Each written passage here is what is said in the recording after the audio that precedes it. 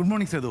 അയോധ്യയിലെ സംഭാവന കൊള്ള, അതേപോലെ കേരളത്തിലെ മദ്യനയ വിവാദം, അതേപോലെ നോക്കൌട്ടിലേക്ക് ലോക ഫുട്ബോൾ കടക്കുകയാണ്. ഇതൊക്കെയാണ് പത്രങ്ങളുടെ പ്രധാന വാർത്തകൾ. മനോരമയിൽ നിന്ന് തുടങ്ങാം. അയോധ്യ സംഭാവന കൊള്ളയിൽ നിന്ന് തന്നെയാണ് തുടക്കം. സംഭാവന കൊള്ള എന്ന ഒരു പേര് തന്നെ അതിന് ഏതാണ്ട് ഉറപ്പിച്ച മട്ടാണ് എല്ലാ പത്രങ്ങളും, മിക്കവാറും എല്ലാ പത്രങ്ങളും നൽകുന്നത്. ചമ്പത്ത് റായ് രാജിവെച്ച വാർത്ത ഇന്നലെ വലിയ പ്രാധാന്യത്തോടെ വന്നതായിരുന്നു. അതടക്കം വീഴുന്നു ഉന്നതരും എന്നാണ് തലക്കെട്ട് കൊടുത്തിരിക്കുന്നത്. രാമജന്മഭൂമി തീർത്ഥ ക്ഷേത്ര ട്രസ്റ്റ് ജനറൽ സെക്രട്ടറി VSP ഉപാധ്യക്ഷൻ ഒക്കെ ആയിട്ടുള്ള അദ്ദേഹം രാജിവെച്ചത്. ട്രസ്റ്റി അനിൽ മിശ്രയും രാജിവെച്ചു. ആകെ 8 ജീവനക്കാരാണ് ഇതുവരെ അറസ്റ്റിലായിട്ടുള്ളത്. ഭൂമി ഇടപാടുകളിലടക്കം അന്വേഷണം നടക്കുന്നു. തീർത്ഥ ക്ഷേത്ര ട്രസ്റ്റ് ജനറൽ സെക്രട്ടറി ചമ്പത്ത് റായ് രാജിവെച്ചു. അനിൽ മിശ്ര, ഒപ്പം വിശ്വഹിന്ദു പരിഷത്തിൻ്റെ രാജ്യാന്തര ഉപാധ്യക്ഷനാണ് ചമ്പത്ത് റായ് എന്നതടക്കമുള്ള അതിൻ്റെ രാഷ്ട്രീയമായിട്ടുള്ള ബന്ധങ്ങളടക്കം ചേർത്ത് വയ്ക്കുന്നുണ്ട് വാർത്തയിൽ. ചമ്പത്ത് റായിയുടെ വിശ്വസ്തനും മുൻ ഡ്രൈവറുമായ രാംശങ്കർ യാദവും ഈ കേസിൽ ഉൾപ്പെട്ടിട്ടുണ്ട്. ക്ഷേത്ര ഭണ്ഡാരങ്ങളുടെ താക്കോലുകൾ ഇയാളുടെ കയ്യിൽ നിന്ന് SIT പിടിച്ചെടുത്തിരിക്കുന്നു എന്ന വിവരവും മനോരമ പത്രത്തിൻ്റെ ഒന്നാമത്തെ വാർത്തയായി തന്നെ നൽകിയിരിക്കുന്നു. ജർമ്മനിയെ ഞെട്ടിച്ച് ഇക്വഡോർ എന്നുള്ള വാർത്ത മുൻ പേജിൽ തന്നെ കൊടുത്തിട്ടുണ്ട്. അത് ഉൾപേജിലുമുണ്ട്. മനോരമയുടെ 16-ാം പേജിൽ സ്പോർട്സ് പേജിൽ ആദ്യമായി ഡോർ അടച്ചു എന്നാണ് പറയുന്നത്. ജർമ്മനിയെ അട്ടിമറിച്ച് ഇക്വഡോർ. കുറസോവയെ കീഴടക്കിയ ഐവറി കോസ്റ്റ്. ഗ്രൂപ്പ് ഇയിൽ നിന്ന് ജർമ്മനി, ഐവറി കോസ്റ്റ്, ഇക്വഡോർ നോക്കൌട്ടിൽ. പണി അറിയാവുന്നവർ ഇറങ്ങിയാൽ ബെർലിൻ മതിൽ പൊളിക്കാൻ ഒരു രാത്രി വേണ്ട, 1.5 മണിക്കൂർ മതി എന്നാണ് പറയുന്നത്. ഗോൾ വലയ്ക്ക് മുമ്പിൽ ജർമ്മനി കെട്ടിപ്പൊക്കിയ കന്മതിൽ 2-1 ഇടിച്ചു നിരത്തി ഇക്വഡോറിൻ്റെ ബുൾഡോസറുകൾ എന്നൊക്കെ തരത്തിലാണ് ആ വാർത്തയുടെ വാക്കുകൾ കൊണ്ട് ആ വാർത്തയെ വിശേഷിപ്പിച്ചിരിക്കുന്നത്. തൊട്ടപ്പുറത്ത് തുർക്കി അടുത്ത വാർത്ത. US-നെ 3-2 തോൽപ്പിച്ച് തുർക്കി എന്നുള്ള വാർത്ത. ഓസ്ട്രേലിയയെ ഗോൾ രഹിത സമനിലയിൽ പിടിച്ച് പരാഗ്വേ. ഓസ്ട്രേലിയ നോക്കൌട്ടിൽ. ഇനി നോക്കൌട്ട് പഞ്ചുകളാണ് വരാനിരിക്കുന്നത്. 2 മുഴുവൻ പേജുകളും മറ്റു പേജുകളിലേക്കുമൊക്കെ നിരന്ന് കിടക്കുന്ന, വിശാലമായി വിരിച്ചിട്ടിരിക്കുന്ന ലോകകപ്പ് വാർത്തകളുടെ വലിയ കളക്ഷനാണ് മനോരമ നമുക്ക് നൽകുന്നത്. എല്ലാ പത്രങ്ങളും നോക്കൌട്ടിലേക്ക് കടന്നതോടെ പരിപൂർണമായും ലോകകപ്പ് ആവേശത്തിലേക്ക് വീണു കഴിഞ്ഞു പത്രങ്ങൾ എല്ലാവരും തന്നെ. ഒന്നാം പേജിൽ നിന്ന് പെട്ടെന്ന് സ്പോർട്സ് പേജിലേക്ക് പോയെന്നേ ഉള്ളൂ. മുൻ പേജിൽ ഈ നിൽസറാങ്കോളയും ജർമ്മൻ താരം ലിറോയ് സെനയും മത്സരത്തിനിടെയുള്ള ഒരു നിമിഷമടക്കം മുൻ പേജിൽ ആ മത്സരത്തിൻ്റെ, ജർമ്മനിയുടെ ആ മത്സരത്തിൻ്റെ ഒരു വാർത്താചിത്രമടക്കം നൽകിയിരിക്കുന്നതുകൊണ്ട് അതിൽ പിടിച്ച് പുറകിലേക്ക് പോയതാണ്. ഇനി തിരിച്ച് മുൻ പേജിലേക്ക് തന്നെ വന്നാൽ, പഴമല്ല മണമുള്ള സ്പിരിറ്റ് തന്നെയാണ് പഴയ LDF സർക്കാർ അനുമതി നൽകിയത് എന്നാണ് മനോരമയുടെ വാർത്ത. പഴങ്ങളടക്കമുള്ളവയിൽ നിന്ന് മദ്യം ഉത്പാദിപ്പിക്കാനാണ് ആലോചിച്ചത് എന്ന CPM വിശദീകരണം തെറ്റ്. പഴങ്ങൾ, പച്ചക്കറികൾ, ധാന്യങ്ങൾ എന്നിവയിൽ നിന്ന് ഉത്പാദിപ്പിക്കുന്ന വീര്യം കുറഞ്ഞ മദ്യത്തിന് അനുമതി നൽകാനാണ് LDF സർക്കാരിൻ്റെ കാലത്ത് ആലോചിച്ചതെന്ന CPM വിശദീകരണം തെറ്റാണെന്ന് രേഖ. ഈതയിൽ ആൽക്കഹോളിൻ്റെ സാന്നിധ്യമുള്ളതും പഴങ്ങളുടെ അംശമില്ലാത്തതുമായ മദ്യം കേരളത്തിൽ വിൽക്കാനുള്ള അപേക്ഷകളാണ് ബെക്കാഡി, SDF ഇൻഡസ്ട്രീസ് എന്നിവ മുൻ സർക്കാരിന് സമർപ്പിച്ചത്. അതായത് ഈ ബ്രീസർ ഒക്കെ അടക്കമുള്ള ഫ്ലേവേഡ് മദ്യങ്ങൾ, മദ്യത്തിൻ്റെ അളവ് കുറഞ്ഞ ഫ്ലേവേഡ് ആയിട്ടുള്ള ബ്രീസർ അടക്കമുള്ള മദ്യങ്ങൾക്കാണ് അപേക്ഷ നൽകിയത് എന്ന് വ്യക്തമാകുന്നു. ഇത് 3-3.5 വർഷം മുമ്പ് നൽകിയ അപേക്ഷയും അന്ന് വാർത്തയായതുമാണ്. പെട്ടെന്ന് എന്തോ കണ്ടെടുത്തതുപോലെ ഈ വാർത്തയൊക്കെ വീണ്ടും പ്രത്യക്ഷപ്പെടുകയാണ്. 3.5 വർഷം അതിന്മേൽ പ്രത്യേകിച്ച് ആ കാറ്റഗറി ഉണ്ടാക്കിയെന്നല്ലാതെ പ്രത്യേകിച്ച് നടപടികളൊന്നുമില്ലാതെ ഒരു സർക്കാർ കാത്തിരുന്നതിന് ശേഷം 2.5 മണിക്കൂർ കൊണ്ട് ആ ഫയലിന് ജീവൻ വെച്ച വാർത്തയൊക്കെ ഏതായാലും പത്രങ്ങൾ അങ്ങനെ കാര്യമായി നൽകുന്നില്ല എന്നുള്ളതൊരു തമാശയാണ് ഇക്കാര്യത്തിൽ. മാതൃഭൂമിയുടെ 9-ാം പേജിലേക്ക് വന്നു കഴിഞ്ഞാൽ +1 പുസ്തകങ്ങളുടെ വ്യാജ പ്രിൻ്റുകൾ പുറത്തിറങ്ങുന്നു എന്നുള്ളതാണ്. പാഠപുസ്തകങ്ങളുടെ വ്യാജനടക്കം പുറത്തിറങ്ങുന്നു എന്നുള്ളത് ഒരു കൗതുക വാർത്ത തന്നെ, ഒപ്പം ആശങ്കപ്പെടുത്തേണ്ട വാർത്തയുമാണ്. പുസ്തകങ്ങളുടെ അച്ചടി വൈകിയത് മുതലെടുത്താണ് ഈ പുസ്തകങ്ങളുടെ വ്യാജ പ്രിൻ്റ് സ്കൂളുകളിൽ എത്തുന്നത്. സ്വകാര്യ ഏജൻസികൾ പാഠപുസ്തകങ്ങൾ അച്ചടിച്ചിറക്കുകയാണ്. ഇത് തടയണമെന്ന് ഇപ്പോൾ സർക്കുലർ വന്നിട്ടുണ്ട്. +1 പാഠപുസ്തകങ്ങളുടെ വ്യാജ പ്രിൻ്റ് സ്വകാര്യ ഏജൻസികൾ സ്കൂളുകളിൽ വിതരണം ചെയ്യുന്നത് തടയണമെന്ന് circular. Higher secondary academic joint ഡയറക്ടറാണ് സ്കൂൾ പ്രിൻസിപ്പൽമാർക്കും മേഖലാ ഡെപ്യൂട്ടി ഡയറക്ടർമാർക്കും സർക്കുലർ അയച്ചത്. +1-ൽ ഈ അധ്യയന വർഷം മുതൽ പരിഷ്കരിച്ച പാഠപുസ്തകങ്ങളാണ് NCERT തയ്യാറാക്കുന്നത്. പുസ്തകങ്ങൾ, ഈ പരിഷ്കരിച്ച പുസ്തകങ്ങൾ അച്ചടിക്കായി പോയി, പക്ഷേ ഇതിൻ്റെ പകർപ്പുകൾ സ്കൂളുകളിലെത്തിയില്ല. ഈ തക്കം നോക്കി സ്വകാര്യ ഏജൻസികൾ പാഠപുസ്തകങ്ങളുടെ വ്യാജ പ്രിൻ്റുകൾ തയ്യാറാക്കി സ്കൂളുകളിൽ എത്തിക്കുന്നു എന്നുള്ളതാണ് ആ വാർത്ത. ഫുട്ബോൾ വാർത്തകൾ വിശദമായി നേരത്തെ തന്നെ നോക്കിയതുകൊണ്ട് ഡോർ അടച്ചു, തുർക്കി എന്നൊക്കെയുള്ള രസകരമായ തലക്കെട്ടുകളും ഇതോടൊപ്പം വരുന്നുണ്ട്. മാതൃഭൂമിയിലേക്ക് വന്നാൽ മാതൃഭൂമിയുടെ ഒന്നാമത്തെ വാർത്ത അയോധ്യ വാർത്ത തന്നെയാണ്. അറസ്റ്റ് രാജി എന്ന് വലിയ ഫോണ്ടിൽ വലിയ ഒന്നാം വാർത്ത നൽകിയിരിക്കുന്നു. Trust general secretary Champat Rai രാജിവെച്ചതടക്കമുള്ള വാർത്തകളാണ്. 8 പേർ അറസ്റ്റിലായ വാർത്തയും ചമ്പത് റായ് ആരാണ്, അനിൽ മിശ്ര ആരാണ്, രാമശങ്കർ യാദവ് ആരാണ് എന്നതൊക്കെ അടക്കമുള്ള വാർത്തകൾ. ഈ രാജി വാർത്ത VHP നിഷേധിക്കുന്നു എന്ന വാർത്തയും ഈ മാതൃഭൂമിയിൽ അധികമായി ഉണ്ട്. ദേശീയ വക്താവ് വിനോദ് ബൻസാലാണ് പറഞ്ഞത് രാജിവെച്ചെന്ന വാർത്ത നിഷേധിക്കുന്നു. അതേക്കുറിച്ച് സംഘടനയ്ക്കറിവില്ല. ചമ്പത് റായിയും അനിൽ മിശ്രയും ബന്ധപ്പെട്ടെങ്കിലും അവർ പ്രതികരിച്ചില്ലെന്നും ഇദ്ദേഹം ഈ VHPയുടെ ഭാരവാഹി വ്യക്തമാക്കുന്നുണ്ട്.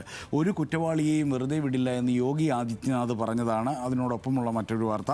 അയോധ്യ സംഭവത്തിൽ കുറ്റവാളികളെ ആരെയും വെറുതെ വിടില്ല, ഭക്തരുടെ വിശ്വാസത്തെ വ്രണപ്പെടുത്താൻ ശ്രമിക്കുന്നവർക്കെതിരെ സഹിഷ്ണുതയില്ലാത്ത നടപടികളാണ് സ്വീകരിക്കുന്നത് എന്നതടക്കം ദേശാഭിമാനി മാതൃഭൂമിയിൽ വാർത്തയുണ്ട്.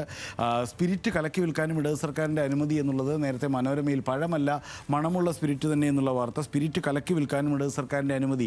സ്പിരിറ്റ് കലക്കി വിൽക്കാനും ഉദ്ദേശിക്കുന്നത് പഴത്തിൽ നിന്നുണ്ടാക്കുന്ന സ്പിരിറ്റ് അല്ല, ബ്രീസറൊക്കെ പോലെ ഫ്ലേവേഡ് സ്പിരിറ്റ് ആണെന്നുള്ളതാണ്. അത് വാർത്താ തലക്കെട്ടായി വരുമ്പോൾ സ്പിരിറ്റ് കലക്കി വിൽക്കാൻ അനുമതി എന്നൊക്കെ പറയുമ്പോൾ ആഘാതശേഷി കൂടുന്നത് ആ തലക്കെട്ടിൻ്റെ ഒരു മാജിക്കാണ്, അല്ലെങ്കിൽ അതിൽ ഒളിപ്പിച്ചു വെച്ചിട്ടുള്ള ഒരു ഭാഷാപരമായ തന്ത്രമാണ് എന്നേ കണക്കാക്കാനാവൂ. 7.5 പൊന്നാനയുടെ മാറ്റു കുറഞ്ഞു എന്നുള്ളതാണ് കൗതുകകരമായ മറ്റൊരു വാർത്ത മാതൃഭൂമി നൽകുന്നത്. ഏറ്റുമാനൂർ മഹാദേവ ക്ഷേത്രത്തിലെ 7.5 പൊന്നാന പരിശോധിച്ച് റിപ്പോർട്ട് നൽകാൻ Thiruvithamkoor Devaswom board chief vigilance and security ഓഫീസർക്ക് ഹൈക്കോടതിയുടെ നിർദ്ദേശം. അതായത് 7.5 പൊന്നാന പൊതിഞ്ഞിരിക്കുന്ന സ്വർണ്ണപ്പാളികളുടെ അറ്റകുറ്റപ്പണികളും നവീകരണ ജോലികളും നടത്തിയതിനിടെ യഥാർത്ഥ സ്വർണ്ണപ്പാളികൾ മാറ്റി ചെമ്പോ മറ്റു കുറഞ്ഞ മൂല്യമുള്ള ലോഹങ്ങളോ സ്ഥാപിച്ചിട്ടുണ്ടോ എന്ന പരാതിയുടെ അടിസ്ഥാനത്തിലാണ് നിർദ്ദേശം. ശബരിമല സ്വർണ്ണപ്പാളിയുടെയൊക്കെ പശ്ചാത്തലത്തിൽ ഏറ്റുമാനൂരിലെ 7.5 പൊന്നാനയുടെ സ്വർണ്ണപ്പാളിയും മാറ്റിയോ എന്ന പരാതി വന്നു. ഏതായാലും അത് പരിശോധിക്കാൻ ഇപ്പോൾ നിർദ്ദേശം നൽകിയിരിക്കുകയാണ് ഹൈക്കോടതി. ആ പരിശോധന ഉടൻ നടന്നേക്കും. മാതൃഭൂമിയുടെ 9-ാം പേജിലേക്ക് വന്നാൽ പുറത്തായത് 6 കോടി പേർ, അതായത് SIRന് 1 വർഷമായിരിക്കുന്നു ഇന്ന്. പുറത്തായത് ഈ പട്ടികയിൽ നിന്ന് ഇതേവരെ പുറത്തായത് രാജ്യത്താകെ നോക്കിയാൽ 6 കോടി പേരാണ്. ബീഹാറും ബംഗാളും കേരളവും ഉൾപ്പെടെ വിവിധ സംസ്ഥാനങ്ങൾ SIR നടപടികൾ സുപ്രീം കോടതിയിൽ ചോദ്യം ചെയ്തിരുന്നു. അതിനിടയിലൊക്കെയും ഈ SIR നടപടികൾ പുരോഗമിച്ചുകൊണ്ടിരിക്കുന്നു. SIR ഇതുവരെ 1-ാം ഘട്ടത്തിൽ ബീഹാറിൽ മാത്രം നീക്കിയ പേരുകൾ 65 ലക്ഷമാണ്. 2-ാം ഘട്ടം കേരളവും ബംഗാളും തമിഴ്നാടും ഉൾപ്പെടെ 9 സംസ്ഥാനങ്ങളും 3 കേന്ദ്രഭരണ പ്രദേശങ്ങളുമാണ്.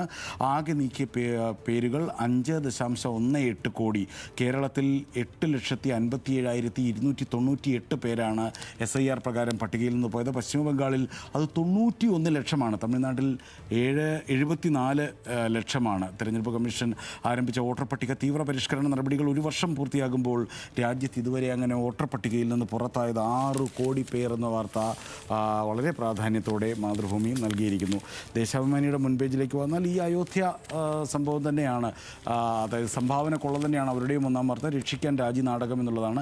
2 പത്രങ്ങൾ അതെടുത്തതുകൊണ്ട് കേരളത്തിലേക്ക് വരാം. മന്ത്രിമാർക്കും എതിർപ്പ്, വൺമാൻ ഷോ വേണ്ട, നയപരമായ കാര്യങ്ങളിൽ കൂടിയാലോചന വേണമെന്ന് VD സതീശൻ മുഖ്യമന്ത്രിക്കെതിരെ മന്ത്രിസഭയ്ക്കുള്ളിൽ തന്നെ വലിയ തർക്കവും കലാപവും ഒക്കെ ഉണ്ട് എന്നാണ് ദേശാഭിമാനി റിപ്പോർട്ട് ചെയ്യുന്നത്. വിഷയങ്ങൾ ഒറ്റയ്ക്ക് VD സതീശൻ മുഖ്യമന്ത്രി മാത്രമായി കൈകാര്യം ചെയ്യരുത്, കൂടിയാലോചന വേണം, ചർച്ച വേണമെന്നാണ് പൊതുവികാരം. നയപരമായ കാര്യങ്ങൾ ഉൾപ്പെടെ മുഖ്യമന്ത്രി VD സതീശൻ ഏകപക്ഷീയമായി തീരുമാനമെടുക്കുന്നതിൽ എതിർപ്പുമായി മന്ത്രിമാർ. ഇക്കാര്യങ്ങൾ അടിയന്തരമായി UDF ചർച്ച ചെയ്യണമെന്നാണ് ഘടകകക്ഷികളുടെയും ആവശ്യം. ലീഗും കോൺഗ്രസിലെ ഒരു വിഭാഗം മന്ത്രിമാരും മുഖ്യമന്ത്രിയുടെ പ്രവർത്തന ശൈലി മാറ്റാൻ യോഗത്തിൽ ആവശ്യപ്പെടും എന്ന് ദേശാഭിമാനി പ്രവചിക്കുകയാണ്. പടരുന്നു ഫ്രാൻസ് എന്ന് മുൻപേജിൽ തന്നെ ലോകകപ്പ് വാർത്ത നൽകിയിട്ടുണ്ട് ദേശാഭിമാനിയും. ജർമ്മനിയെ ഇക്വഡോർ അട്ടിമറിച്ച വാർത്തയും പ്രാധാന്യത്തോടെ മുമ്പിലുണ്ട്. ഫ്രഞ്ച് പടയോട്ടം തുടരുന്നു. ലോകകപ്പിൽ തുടർച്ചയായ 3-ാം ജയത്തോടെ ഫ്രാൻസ് നോക്കൌട്ടിൽ ആധിപത്യം ഉറപ്പിച്ച വാർത്ത ദേശാഭിമാനി മുൻപേജിൽ തന്നെ നൽകിയിരിക്കുന്നു. 5-ാം പേജിൽ മുഖ്യമന്ത്രിയുടെ മുഖമുദ്ര ഇരട്ടത്താപ്പ് എന്ന് ഇന്നലെ MV ഗോവിന്ദൻ പറഞ്ഞത് ദേശാഭിമാനി അതുമാത്രം ഇന്നലത്തെ വാർത്താ സമ്മേളനത്തിലെ ആ പരാമർശം മാത്രം പ്രത്യേക വാർത്തയാക്കിയിരിക്കുന്നു. മുഖ്യമന്ത്രി VD സതീശൻ്റെ മുഖമുദ്ര ഇരട്ടത്താപ്പാണെന്നും കേരളം ഇത് സജീവമായി ചർച്ച ചെയ്യുകയാണെന്നും CPM സംസ്ഥാന സെക്രട്ടറി MV ഗോവിന്ദൻ. കുട്ടനാട്ടിൽ വള്ളംകളിക്ക് പ്രാദേശികാവധി വേണമെന്ന് MLA ആവശ്യപ്പെട്ടപ്പോൾ അതിന് മറുപടി നൽകി മിനിറ്റുകൾക്കുള്ളിൽ ഒരു കാരണവശാലും കൊടുക്കില്ല എന്ന് പറഞ്ഞത്. അതേപോലെ കരിമണൽ വിഷയം പരസ്യമായി ഒരു കാര്യവും അതിനുശേഷം സഭയിൽ മറ്റൊരു നിലപാടും എടുത്തത്. PM ശ്രീ വിഷയത്തിലെ മലക്കം മറിച്ച് ഇതൊക്കെ കൂടി ചൂണ്ടിക്കാണിച്ചുകൊണ്ട് സകല വിഷയങ്ങളിലും മുഖ്യമന്ത്രിക്ക് ഇരട്ടത്താപ്പാണെന്ന് MV ഗോവിന്ദൻ പറഞ്ഞത് ദേശാഭിമാനിയിൽ പ്രധാന വാർത്തയാകുന്നു. വീക്ഷണത്തിലേക്ക് വന്നാൽ രാമനാമത്തിൽ കൊള്ള എല്ലാ പത്രങ്ങളുടെയും ഇന്നത്തെ പ്രധാന വാർത്ത അയോധ്യ ശ്രീരാമ രാമക്ഷേത്രത്തിലെ കാണിക്ക സംഭാവന തട്ടിപ്പാണ്. 8 പ്രതികൾ പോലീസ് കസ്റ്റഡിയിൽ. അപകരിച്ച 79.85 ലക്ഷം രൂപ പോലീസ് പിടിച്ചെടുത്തു. ഉന്നതരെ തൊടാതെ യോഗി ആദിത്യനാഥിൻ്റെ പോലീസ്. അതൊക്കെ വീക്ഷണത്തിലുമുണ്ട്. പ്രതിപക്ഷ വീര്യം ചോരുന്നു എന്നാണ് വീക്ഷണത്തിൻ്റെ രണ്ടാമത്തെ വാർത്ത. ബെക്കാഡി ഡീലിൽ പ്രതിരോധത്തിലായി LDF. ഋഷിരാജ് സിംഗിൻ്റെ എതിർപ്പ് അന്നത്തെ പിണറായി സർക്കാർ വകവെച്ചില്ല എന്ന് വീക്ഷണം പറയുന്നു. സംസ്ഥാനത്തിന് വീര്യം കുറഞ്ഞ മദ്യം വിതരണം ചെയ്യുന്നതിനെ 2018 അന്നത്തെ എക്സൈസ് കമ്മീഷണർ ഋഷിരാജ് സിംഗ് ശക്തമായി എതിർത്തിരുന്നുവെന്ന വിവരം പുറത്ത്. ബെവ്കോ വഴി ബക്കാഡി ബ്രീസർ ഉൾപ്പെടെയുള്ള പാനീയങ്ങൾ വിൽക്കാൻ കമ്പനി നടത്തിയ നീക്കങ്ങളെ എക്സൈസ് കമ്മീഷണർ എതിർത്തിരുന്നെങ്കിലും നികുതി വകുപ്പ് അത് തള്ളുകയായിരുന്നു എന്നാണ് വീക്ഷണം പറയുന്നത്. ജന്മഭൂമിയിലേക്ക് വന്നാൽ മറ്റൊരു വാർത്ത, ഇതൊന്നുമല്ലാത്ത മറ്റൊരു വാർത്ത. ഏതായാലും ഈ അയോധ്യ വാർത്തയൊക്കെ ജന്മഭൂമിയുടെ വളരെ ഉൾപേജിലാണ്. നടപടിയെടുക്കുമെന്ന് യോഗി ആദിത്യനാഥ് പറഞ്ഞതാണ് വാർത്ത. ഇന്നലത്തെ അറസ്റ്റോ അല്ലെങ്കിൽ രാജിയോ ഒന്നും ജന്മഭൂമിയിൽ കാര്യമായ വാർത്തയല്ല. വിഴിഞ്ഞം ഫ്ളാറ്റ് നിർമ്മാണത്തിൽ 91 കോടി രൂപയുടെ അഴിമതി തിരുവനന്തപുരത്തുണ്ടായി. മേയർ അന്വേഷണം പ്രഖ്യാപിച്ചു എന്നുള്ളതാണ് ജന്മഭൂമിയുടെ പ്രധാന വാർത്ത. വിഴിഞ്ഞത്ത് പൊളിഞ്ഞു വീഴാറായ ഫ്ളാറ്റുകൾ പരിശോധിക്കുന്ന VV രാജേഷിൻ്റെ പഴയ ചിത്രം ഇന്നത്തെ വാർത്തയ്ക്കൊപ്പം ചേർത്തിട്ടുണ്ട്. കോർപ്പറേഷൻ വിഴിഞ്ഞം സോൺ ഹാർബർ വാർഡിലെ രാജീവ് ഗാന്ധി ആവാസ് യോജന ഫ്ളാറ്റ് നിർമ്മാണത്തിൽ മുൻ ഇടതുപക്ഷ ഭരണസമിതിയുടെ നേതൃത്വത്തിൽ നടന്നത് വലിയ ക്രമക്കേടാണ് എന്നത് ജന്മഭൂമി ഒന്നാമത്തെ വാർത്തയാക്കി വച്ചിരിക്കുന്നു. CPM പ്രതിരോധത്തിൽ എന്നുള്ളതാണ് മറ്റൊരു വാർത്ത. മാസപ്പടി അന്വേഷണം പിണറായി സർക്കാരിലേക്ക് നീളുന്നു.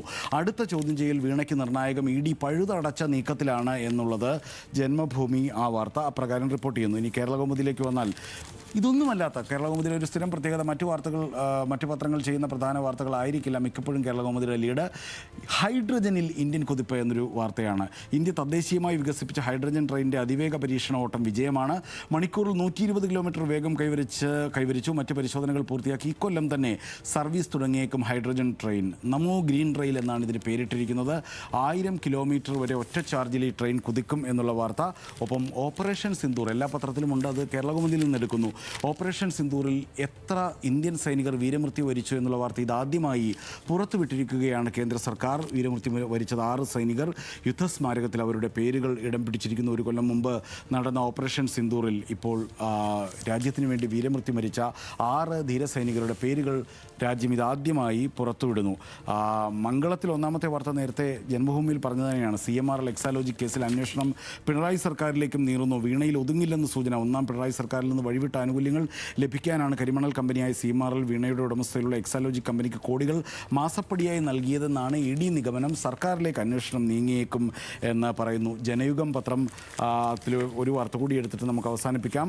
അതായത് ജനയുഗം ഇപ്പോഴും PM ശ്രീയെ വിടാതെ പിടിച്ചിരിക്കുകയാണ്. PM ശ്രീ പദ്ധതി ന്യായീകരണം തുടർന്ന് UDF സർക്കാർ. PM ശ്രീയെ ആദ്യം മുതൽ എതിർത്തത് CPI ആണല്ലോ. ന്യായീകരണം പിഴച്ചിട്ടും അത് തുടരുകയാണ് UDF സർക്കാർ. പദ്ധതിയിൽ നിന്ന് കേരളം ഉൾപ്പെട്ടിട്ടില്ലെന്ന് കേന്ദ്ര സർക്കാർ സുപ്രീം കോടതിയിൽ സത്യവാങ്മൂലം നൽകിയിട്ടും സർക്കാർ പഴയ കാര്യങ്ങൾ ആവർത്തിക്കുകയാണെന്ന് വീണ്ടും 5 വാർത്തയിലൂടെ ഓർമ്മിപ്പിക്കുന്നു ജനയുഗം. സേതു.